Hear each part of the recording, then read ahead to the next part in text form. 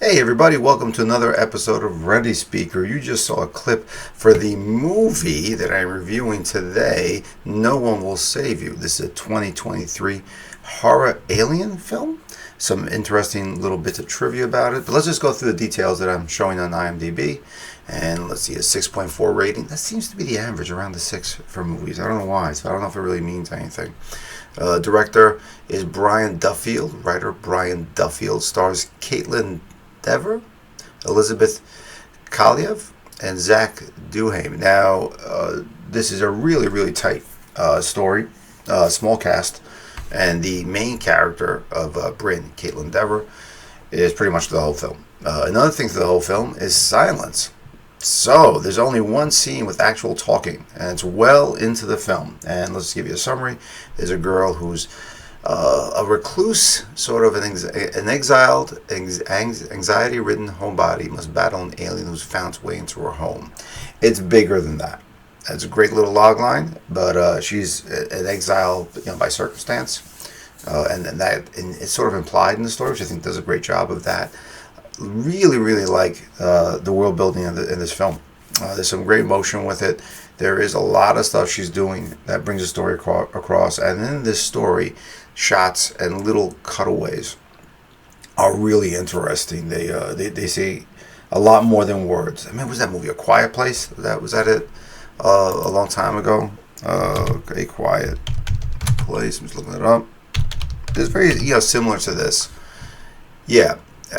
Right. So we did A Quiet Place. Quiet Place is okay. I think it is sort of. It was almost like a action film in a way. The way it was, everybody's buffed out, and I don't know. There's holes in that. And any type of film like this will have holes, because to get the style across is more important sometimes than the story, or at least equally as important. I think this really did a better job of it. Didn't really know anything about it, but I got pulled into it. Just put it on, said let me just watch it, and I really enjoyed it.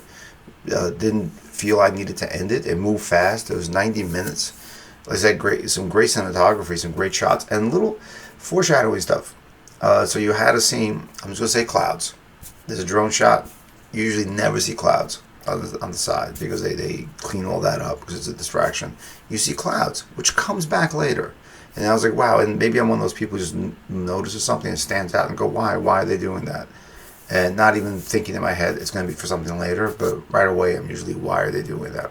So there's some really good stuff in here. And the play on, not a play, but a look at the lead character, the main character, Bryn, is that what I think her name was, and how she's sort of, battling her perception of herself as an exile, what she did to cause that, and how much pain she feels in that. And it's an interesting sort of ending that dives into the character. So it's about alien abductions. The aliens, I don't think this is a real spoiler, really look like the aliens from the 50s. And even that, with the set design, the design of, set design, costume design, interactions, props, even the timeline of where they are is something that has a level of uncertainty to me.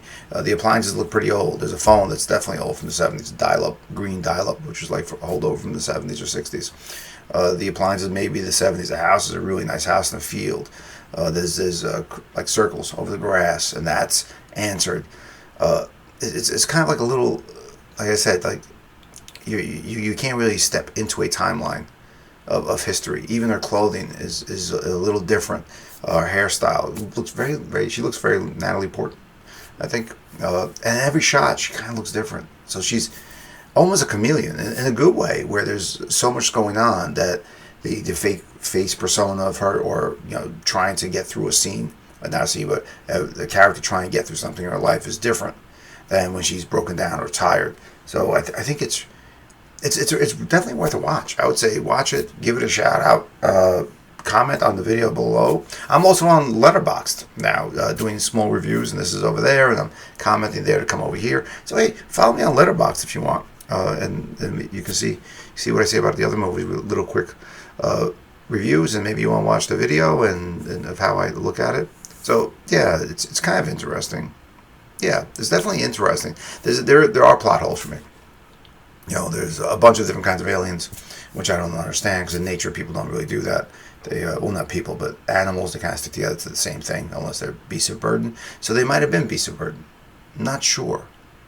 Yeah, overthinking it maybe. But that's what I do. When I watch movies, I kind of overthink it. But again, beautiful shots, well laid out, really interesting little story. I think some good work from the characters in it. I like the alien stuff they're doing, not just the CGI stuff, but even how people are interacting with the aliens. I kind of like that. It's a little different, and it just pushes you into a different place mentally. So give it a watch. Thumbs up, I guess. I don't know. I'm not doing that. But yeah, definitely give it a watch. Like, subscribe. Come back soon. Bye.